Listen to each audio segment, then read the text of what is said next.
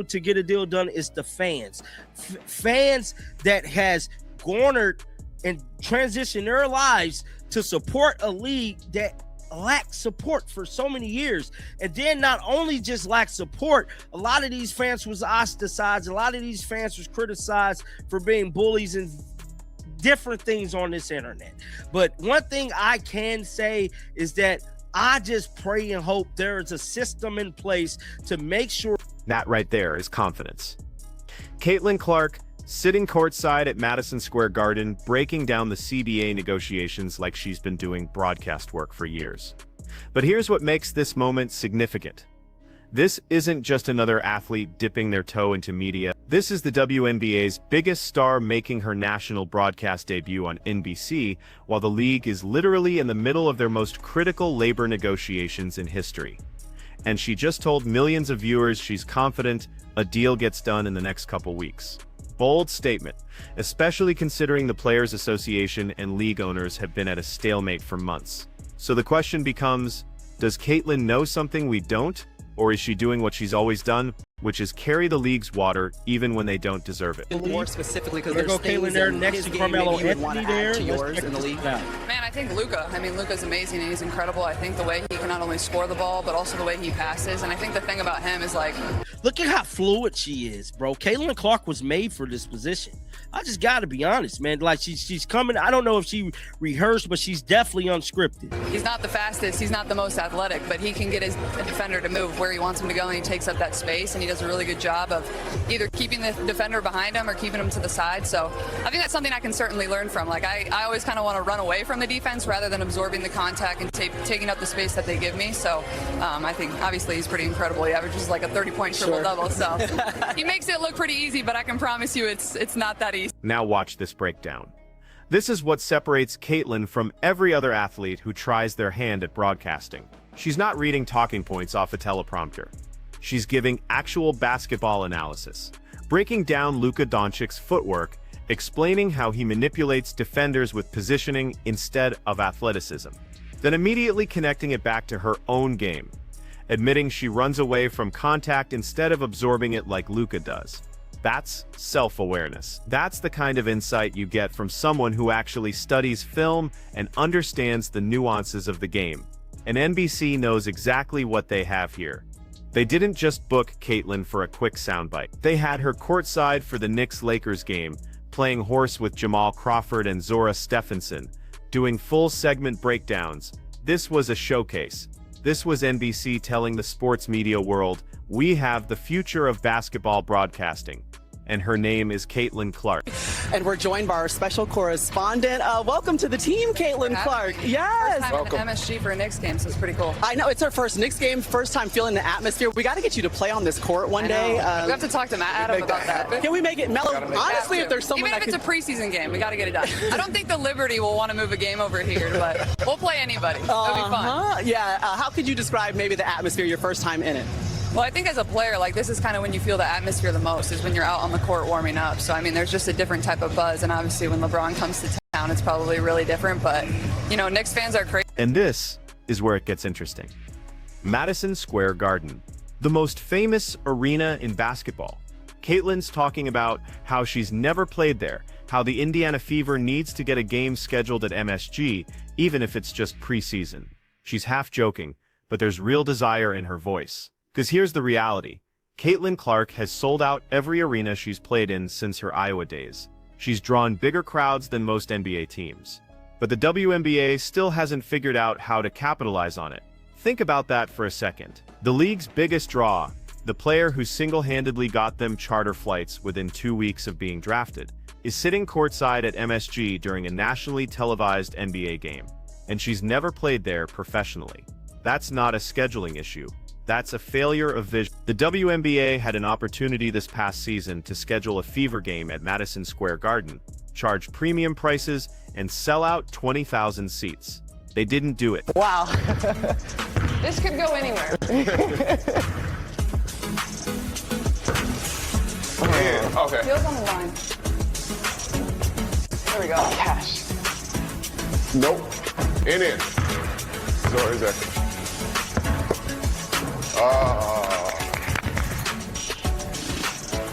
He's in trouble. Underneath the leg layup. It's hard.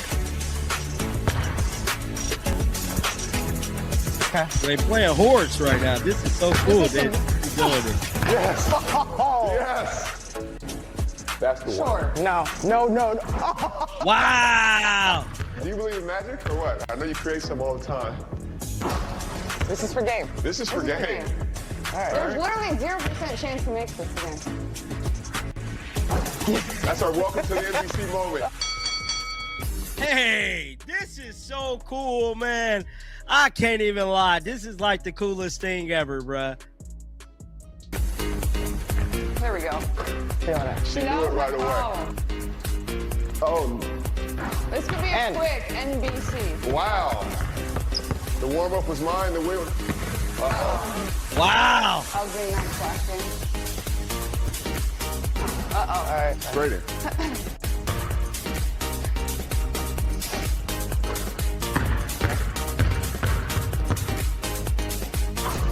In. Guess what? In a game, that would still count for a point. It so- would. It absolutely would. Net. Now he's talking junk. Uh-oh. Okay. Uh-oh. There we go. Not at all. I don't like it. Yep. He's nervous! Game. You like to double down. Oh, Okay. goodness. All right. Okay. One leg.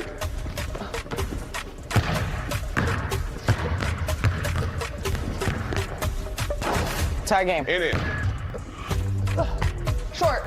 Yeah, all right. It's hard. Shortly good. Yeah, you're all right. And B. That looks good too. All right. Okay. Okay, well, here comes B. All right. All right. B, here we go. Boom. But let's talk about what happened during that horse game, because this moment right here tells you everything about Caitlyn's media presence. She's competing against two former professionals.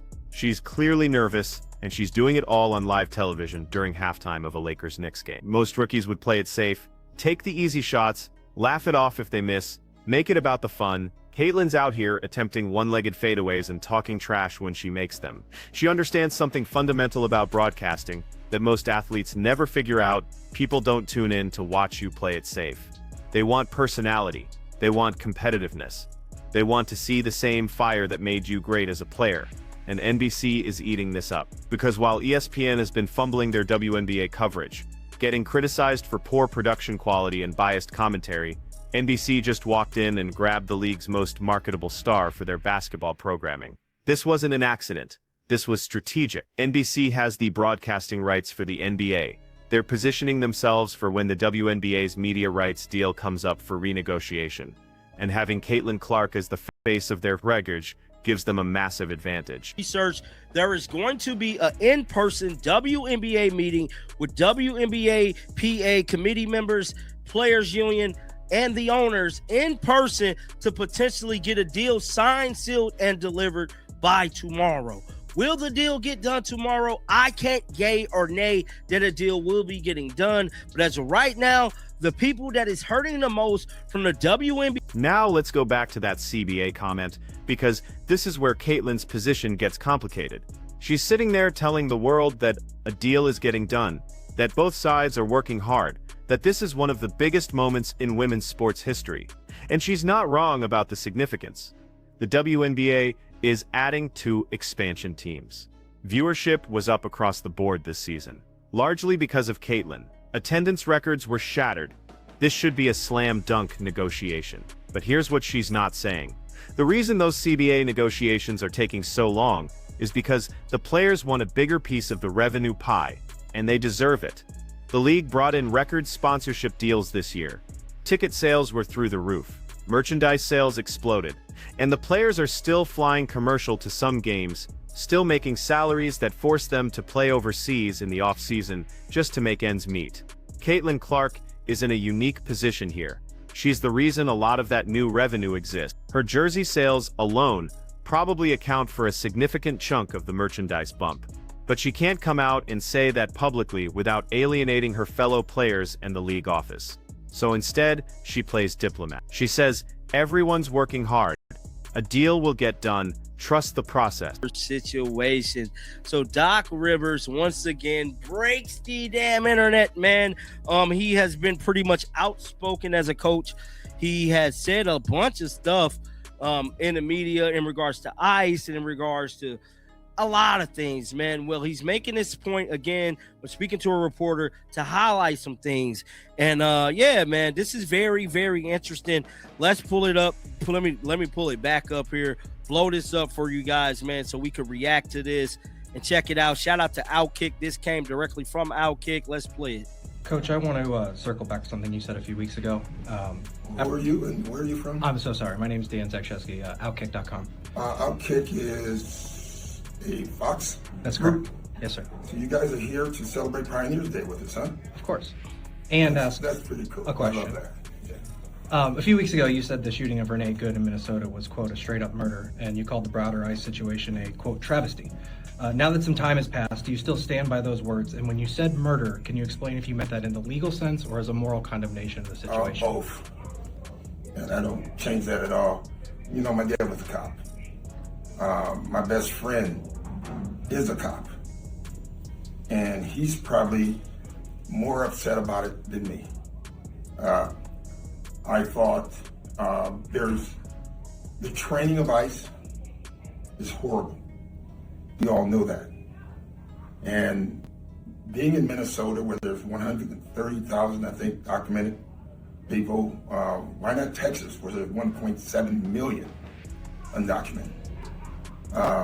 I look at our league, look at the NBA. We're celebrating Pioneers Day today, right? And I look at our league and I think, Elijah could have been taken off the streets. But we would, right now, the way brown people feel, only the brown people would be taken off the streets. And it's just not right, and it's not morally right. So I stand by my words 100%. Are you saying that brown people in this country legally should be worried about ICE? Just want a clarification. Yeah, we all should be. Yeah, if you're walking down the street and Tom Homan, who is the head of DHS, has said that they're targeting people by their color and if they can speak the language. If you're brown, you're nervous because I don't see anybody going in the Ukrainian villages and arresting anybody. All we can go by is what we see. That's all I can go by. And that's it. I'm 100% right about everything. I think we all, everybody in this room, I would say, wants a safer America. I don't know if what we're doing right now is making us safer. I know there's two people in Minnesota who would definitely disagree with that. But then we have to talk about Doc Rivers. Because while Caitlin's out here being the perfect media ambassador for the WNBA, Doc's over in the NBA, creating an entirely different kind of headline. And this one's messy. That exchange you just watched, that's Doc Rivers doubling down on calling the Renee Goodham shooting in Minnesota a straight-up murder. He's standing by his comments about ICE being a travesty, and he's doing it at a post-game press conference in front of Milwaukee Bucks media while coaching an NBA team. Now let's be clear about the facts here. Doc's father was a police officer. His best friend is a cop. So when he talks about law enforcement, he's not coming from a place of ignorance. He has personal connections to that world. But here's where it gets complicated. Doc is also making claims about ICE targeting people based on skin color, about brown people being afraid to walk down the street, about Ukrainian villages not being raided the same way Latino communities are. Those are serious allegations. And when you make serious allegations as a public figure, especially as an NBA head coach at an official team event, you need to back them up with evidence. Doc citing Tom Homan, the head of ICE enforcement, claiming Homan said they're targeting people by color and language, but there's no public record of Homan making that exact statement. What Homan has said is that ICE is prioritizing criminal aliens and people with final deportation orders. That's a very different claim than racial profiling. So that was Doc Rivers, man. Pretty much speaking out again against ICE, man. He's definitely been making headlines with this. Let's check out some of these comments here. Somebody said this is a uninformed opinion from a basketball coach. who should stick to coaching basketball instead of making outlandish statements. Hakeem Olajuwon is an American citizen. He became a naturalized U.S. citizen on April 2nd, 1993. He arrived in the U.S. in 1980 to attend the University of Houston on a basketball scholarship. This was a standard path for international student athletes entering on a student visa, typically a F1 visa, to pursue higher education while competing in the NCAA sports. He came here legally and then went through the proper channels to become a legal citizen. Another comment said he came here legally with the college scholarship. So there is a lot of people actually pointing out that Doc Rivers kind of connectedness to Hakeem Olajuwon, he's kind of uninformed a little bit, man. It went on to say, when will these idiots realize we do not care what they think about politics? Just like Hollywood, they will create the beginning of their own demise if they alienate half of their audience. Somebody said my best friend's a coach and he's very upset that this guy is still in the NBA, a coach. Somebody else said Doc Rivers have run his team into the ground and has set his sights on running the country into the ground. Now, what an ignorant fool. I'm really starting to hate the NBA. Now, I have reported on this time again over here on my channel. That is being certain athletes and people of the media, well, not people of the media, but athletes and coaches speaking out against certain situations. Now, granted, there's tragedies. And this is where the Caitlin Clark situation and the Doc Rivers situation intersect in a really interesting way. Both of them are using their media platforms to make statements about issues beyond basketball, but they're doing it in completely different ways, with completely different consequences.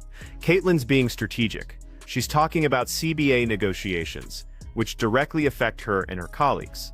She's staying in her lane while still making her voice heard. She's building her media brand without alienating potential audiences.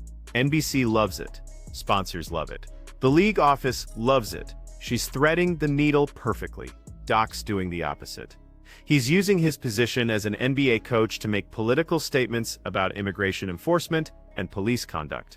And regardless of whether you agree with his positions or not, there's a legitimate question about whether post-game press conferences are the appropriate venue for those discussions. Because here's the reality. Doc Rivers is employed by the Milwaukee Bucks. The Bucks are a business. They have sponsors, they have season ticket holders, they have a fan base that spans the political spectrum. When Doc makes inflammatory statements at official team events, he's not just representing himself, he's representing the organization. And that puts the Bucks in an impossible position. If they tell him to stop, they look like they're silencing him. If they let him continue, they risk alienating portions of their fan base and potentially losing sponsorship deals. So it looks like Caitlin Clark has shut down NBC. If you guys don't know, she's making her first NBA analyst debut tonight, and some footage has been released, man. Look like Caitlin Clark is doing what she's doing best, and that is garnering a lot of attention, man. Caitlin Clark, ever since she arrived into the WNBA, but really it's ever since she arrived in college, she's been making it her point to make the transitions and do everything she got to do to become a household name. Now, some footage has been released via Twitter. We're about to pull it up right now. So let's bring this full circle, because what we're really watching here is two different approaches to athlete activism and media presence in 2025, and the contrast is striking. Caitlin Clark is building a media empire. She's got her playing career with the Fever. She's got endorsement deals with Nike, Gatorade, State Farm. She's got her own signature shoe line, and now she's adding broadcasting to the resume. NBC just gave her a national platform during one of the biggest NBA games of the season. They showcased her personality, her basketball knowledge, her charisma. They're investing in her long-term potential as a broadcaster, which means even after her playing career ends, she's got a second career waiting. And she's doing it all without burning bridges. She's not attacking the WNBA for their failures.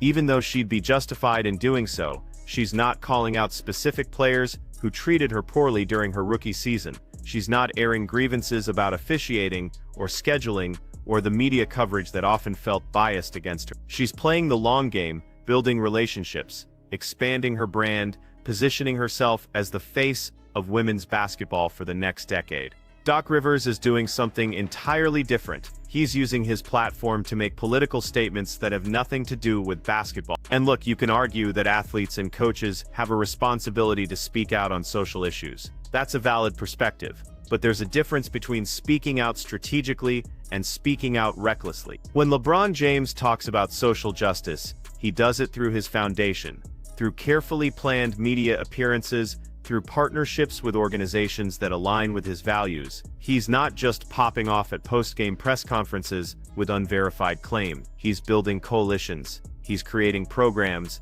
He's putting his money where his mouth is. Doc's approach is more scattershot. He makes bold claims without providing evidence. He compares situations that aren't comparable. He puts his employer in awkward position. And then when he gets pushback, he doubles down instead of clarifying or providing context. Here's what makes this particularly relevant to WNBA fans. The league is at a crossroads right now. The CBA negotiations that Caitlin mentioned are happening at the same time the WNBA is negotiating new media rights deals. The league is expanding to 14 teams, with plans to hit 18 in the next few years. Viewership is up, attendance is up, sponsorship money is flowing in. This is the moment where the WNBA needs its stars to be smart about their media presence. They need players like Caitlin, who can go on national television and articulate why the league deserves more investment, better scheduling, higher salary. They need ambassadors who can attract casual fans without alienating the core fan base that's been supporting the league for 25 years. What they don't need is the kind of controversy that Doc Rivers keeps creating. Because here's the harsh reality: when athletes and coaches make political statements that alienate portions of their audience,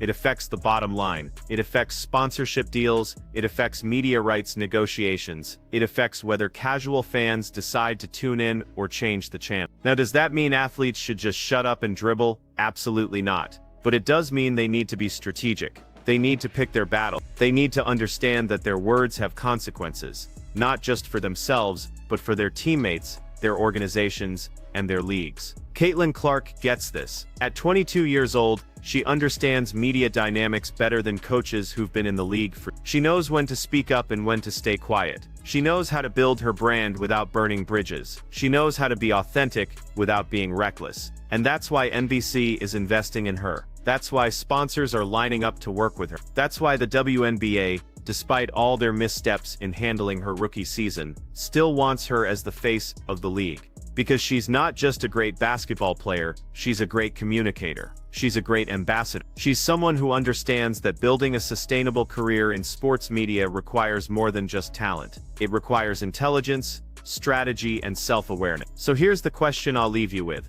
As the WNBA continues to grow, as more media opportunities become available, as the league attracts more mainstream attention, which approach wins out? The Caitlin Clark approach of strategic engagement and bridge building, or the Doc Rivers approach of unfiltered political commentary, regardless of consequences? Because the answer to that question will determine not just individual careers, but the trajectory of women's basketball for the next generation. Drop your thoughts in the comments. And if you want more WNBA analysis that goes beyond the surface level, hit that subscribe button, because we're just getting started.